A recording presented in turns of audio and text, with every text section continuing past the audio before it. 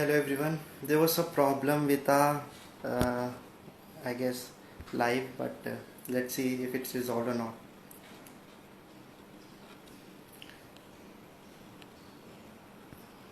Yeah, now live.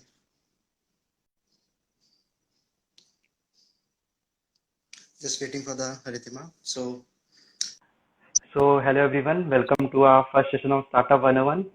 Hello Ridhima, how are you doing? I'm very well. How are you? Yeah, I'm good, Ridhima. So, hello guys, this is our first session of Startup 101. My name is Shubham and excited to be going live with Ridhima. She's a founder of Namya Food. So, we will be discussing about her journey, how she coped with the challenges of COVID-19 and her future plans. So, lots of interesting things to discuss. Do stay tuned in. So, Ridhima, we can get started. Maybe you can introduce yourself for the benefit of our viewers. So, hi everyone. Thanks so much for joining in and watching us. I am Ridhima Arora, founder of Namya Foods. I'm also a practicing nutritionist and a yoga teacher. Apart from that, I think there are too many things, other things that we do, but I think that's not relevant for today. So let's begin. Yeah. So lots of interesting things. So Ridhima, how you came up with the idea of Namya Foods? So it wasn't like a one day idea. I think it just happened gradually over a period of time. I was someone Okay. who was really interested in food and diet and nutrition since my college days. Although my original education comes from a BTech background with an MBA, but Okay. this Okay. was something pursuing since then because I started my journey with losing a lot of weight. I was slightly overweight because of a problem called PCOS, and Okay. I Okay. lost about 50 kgs during that time.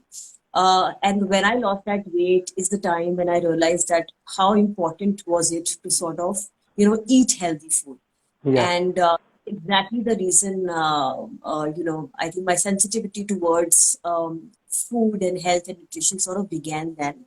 And that's back Okay. in 2012, 2013. So it's almost been 7 years to that. So I think there are a lot of things happen in between. I think gradually over a period of time, my interest actually grew over a period of time to an extent that I decided to sort of quit my mainline job and, start Namya Foods. Great. Great. It's quite interesting to hear. So what we have observed that during this pandemic, there's been a drastic change in our eating habit. And nowadays people are more conscious about what should they eat and what should they not, and whether it's healthy or not. And what I understood and what I have read about your company is that you guys are bridging the gap between tasty and healthy food using Ayurveda. So I Uh, guess Ayurveda must have been the major part of your life. So can you tell me more about it? so I think personally, it really hasn't been a major part of my life. But yes, I think when I had to recover from PCOS, I did not go on pills. But I actually used a lot of Ayurvedic herbs along with my lifestyle change that made me Okay. reverse the condition. But I, gladly belong to an Ayurvedic background. So my family business is into Ayurvedic herbs. As a family, we've been connected to a lot of Hakims, which are called Hakims traditionally, those Ayurvedic doctors. So I think I have been grown in an environment where Ayurveda had its own significance very very clearly. And I think apart from me curing my PCOS, I have seen a lot of people, recovering from BP, diabetes, literally quitting all medicines that they were having from allopathy just by opting good lifestyle and going back to roots, following Ayurveda and Ayurveda, introducing Ayurvedic herbs to their Yes, lives. yes. So I think we've seen it over a period of time, very, very closely. So I myself is a great fan of Ayurveda. Recently, I worked with a firm called Dr. Vaidya. I hope you have Okay. heard about it. Yeah. Yes, sir. So it's good to see how the Ayurvedic industry is growing. So what are your takes on the growth graph in the industry for the Ayurvedic products? I can't, I think it's missing in between. Come again. Please repeat the question. Yeah. My question is, what are your takes on the growth graph in the industry for the Ayurvedic products? Can't hear you again. I think it's a lot of internet issue. Yeah, let me repeat it. What your take on the growth graph in the industry for the Ayurvedic products? Hmm. So I think Ayurveda in isolation has been predicted to be about 30 billion, in terms of valuation. I think only in India, in Yeah. 2018. It's been predicted to be around 700 billion valuation, I think, by 2024. So it's actually growing at a CAGR of 16%. But having said that, I think this pandemic has sort of been a catalyst, in the making. While I think we sort of predicted ourselves that the going back to the roots, or going back to our basics of eating home and Yes, eating yes. Ayurvedic food will come. But it's just that the pandemic happened, and the awareness of all these things has sort of happened slightly quicker. So Yes, yes. we were, in fact, I think pre-pandemic also, we were sort of very confident that this category has to grow, because there is only till a certain time that you can create foods out of people, and impose industrialization and give methods that are not permanent for your overall well-being. And Ayurveda is the solution. There is no other way. Yeah, yeah. Yeah, no doubt COVID-19 is hitting us all. And so, how have you coped with the challenges of COVID-19, being a newcomer in the industry? So I think from a sales perspective, this time has been very, very good for us, because I think more people are going aware about what to eat, what not to eat. Um, but the sales have increased, definitely. But I think from a workforce perspective, from a supply chain perspective, definitely we faced a lot of challenges. We still working at 50% of our total workforce, and there have Okay. been days when I've been in the factory for more than 12 hours, 14 hours, and working on things, because we got suddenly some orders in May, and we had to sort of cope up with it. So I think from a workforce perspective, from a supply chain perspective, yes, it's been challenging. But I think from a sales perspective, it has been so far very good for us. I think we've seen the kind of incremental growth from May to July.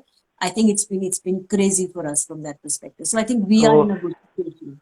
yeah. So, have you guys changed your distribution strategy for this pandemic, or it's the same? So luckily, we started as an online brand, and we still are a digital Okay. heavy brand. In Okay. fact, the 3-year plan of Namya Foods has nowhere close to going to retail. So our focus has been making the digital first brand. In fact, one of the practices we initially did was list ourselves on 14, 15 Indian platforms, go on international platforms and list ourselves digitally there.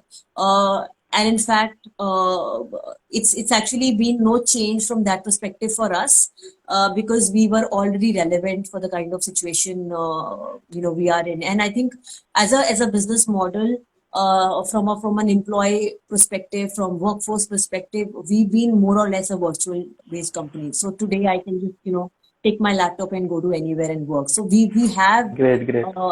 started with that kind of model just by chance, and then the pandemic happened. Apart from our manufacturing, which obviously needs a 12-hour shift some days, and it obviously needs like fixed people coming at a fixed time, everything else is basically virtual at the moment. Yeah, right, right. We love your company products and especially your IGTV videos. It's like really informative. So, I would just want to ask you, what is your favorite product of your company and why? So I think the one product that I use every day is the immunity booster latte. So I think I am Okay. someone who follows Ayurveda very religiously. I am someone who eats at 6 o'clock in the evening and does not eat anything after that. But I have my haldi ka doodh or my immunity booster latte at around 8:30. So that's something that I'm using regularly. Other than that, my favorite is Brain Foods. I tend to, like control the portion, but definitely my favorite. So Shivam Agarbial is saying like to try your product for sure. Yeah, you can visit Namya Food website and yeah. So my last thing I would request you to, any advice you would like to convey to all our aspiring entrepreneurs out there? I think a lot of people want to become an entrepreneur because they think that becoming an entrepreneur is very fancy. It's in fashion and all of that. Cool. Uh, cool, of course. I think people of your age actually think that it's very cool to become an entrepreneur. Yes. But the reality is that it's a lot about everyday failure. It's a lot about, doing 10 things and not expecting even one to work out. So it's a lot of work every day. But having said that, if you really believe in some idea, if you really believe in some thought, if that's your calling from within, I think it's really not about the medium. I think tomorrow, if I would have found someone who could have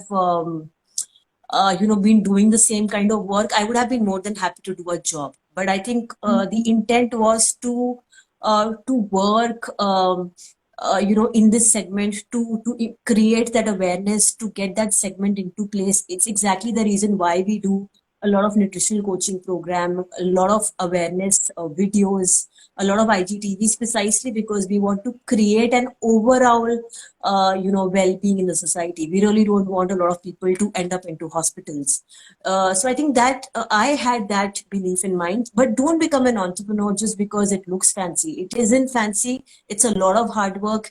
It's a lot of struggle. It's a lot of failure every day. So do it. If you, I think one of the things that everyone who's watching this should understand, that if you are someone who can take things lightly, who takes life lightly, and a lot of failures and a lot of things here and there, a lot of vulnerability does not matter to you, then obviously go ahead with it. So I think that's my advice. That's a great piece of advice.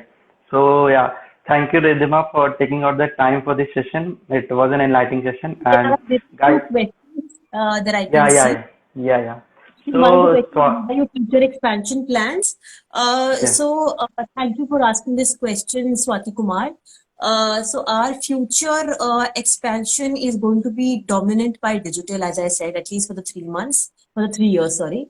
And we've already in the talks to sort of expand internationally. We're already present in US, Canada, and Dubai, but digitally, but online. So I think those are the things that we want to do for the next 3 years.